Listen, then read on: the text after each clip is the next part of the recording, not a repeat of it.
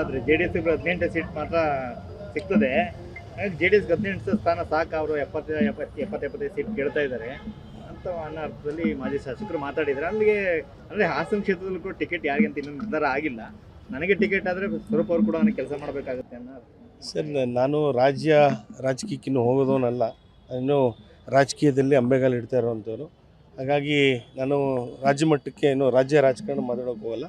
ನನ್ನ ಹಾಸನ ಕ್ಷೇತ್ರಕ್ಕೆ ಸಂಬಂಧಪಟ್ಟಂಗೆ ನಾನು ಕೂಡ ನಾನು ಮಾತಾಡಬೇಕಾಗುತ್ತೆ. ನಾನು ನಿನ್ನೆ ತಮ್ಮ ಮಾಧ್ಯಮದಲ್ಲೂ ನೋಡಿದೆ, ಲಾಟ್ರಿ ಶಾಸಕರು ಅದು ಇದು ಅಂತ.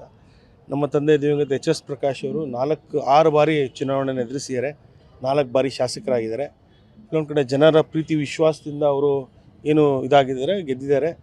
ನಾನು ಕೂಡ 85,000 ಮತವನ್ನು ಪಡೆದು ಲಾಟ್ರಿ ಮುಖಾಂತರನೇ ಆಗಿರೋದು. ಯಾಕೆಂದರೆ ಜನರ ನಿರೀಕ್ಷೆ ಮೇಲೆ, ಜನರ ಒಂದು ಆಶೀರ್ವಾದದಿಂದ ಆಗಿರೋಂಥದ್ದು. ನಮ್ಮ ತಂದೆ ಅನುಕಂಪನೂ ಇರ್ಬೋದು, ಇಲ್ಲ ಅಂತ ನಾನು ಅಲ್ಲಿಗಳಿಲ್ಲ. ಯಾಕೆಂದರೆ ನಮ್ಮ ತಂದೆ ಮಾಡಿರೋಂಥ ಕೆಲಸಗಳು.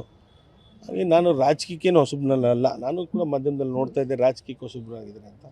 ನಾನು ಹಿಂದೆ ಜಿಲ್ಲಾ ಪಂಚಾಯತ್ ಸದಸ್ಯನಾಗಿ, ಜಿಲ್ಲಾ ಪಂಚಾಯತ್ ಉಪಾಧ್ಯಕ್ಷನಾಗಿ ಸೇವೆ ಸಲ್ಲಿಸಿದ್ದೀನಿ.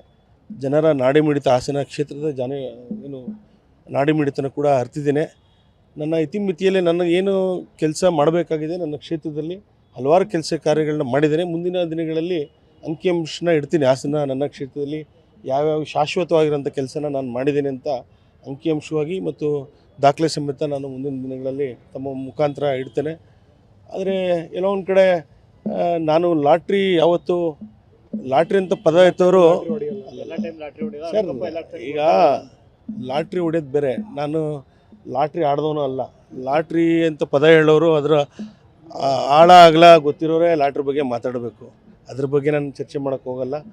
ಲಾಟ್ರಿ ಅಂತ ಹೇಳಿದವ್ರಿಗೆ ನಮ್ಮ ದಿವಂಗತ ನಮ್ಮ ತಾತ ಅವರಿದ್ದರು, ಸಣ್ಣಯ್ಯ ಅಂತ, ಅವರು ಕೂಡ ನಗರಸಭೆ ಸದಸ್ಯರಾಗಿ, ಪುರಸಭೆ ಸದಸ್ಯರು 77ರಲ್ಲಿ.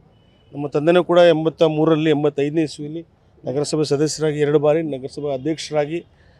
ನಮ್ಮ ಇತಿಹಾಸ ಅವ್ರಿಗೆ ಗೊತ್ತಿಲ್ಲ, ಅವ್ರಿಗೆ ಬಹುಶಃ. ನಾವು ಜನರ ಏನು ನಮ್ಮ ಹಾಸನ ಕ್ಷೇತ್ರದ ಮತದಾರರು, ನಮ್ಮ ಜನರ ಸೇವೆಗೆ ನಾವು ಸದಾಕಾಲ ಮುಡುಪಿಟ್ಟಿದ್ದೀವಿ. ನಾನು ಕೂಡ ಯಾವಾಗಲೂ ನಮ್ಗೆ ಹೇಳಿದೆ, ನಾನು ಎಲ್ಲೋ ಬೆಂಗಳೂರಿನ ಮತ್ತೊಂದಲ್ಲಿ ಇಲ್ಲವನಲ್ಲ, ಹಾಸನದಲ್ಲೇ ಇರ್ತೀನಿ. ರಾಜಕೀಯನ ನಾವು ಭಾಳ ಚಿಕ್ಕ ವಯಸ್ಸಲ್ಲಿ ನಾವು ಕೂಡ ರಾಜಕೀಯಕ್ಕೆ ಬಂದಿರೋರು.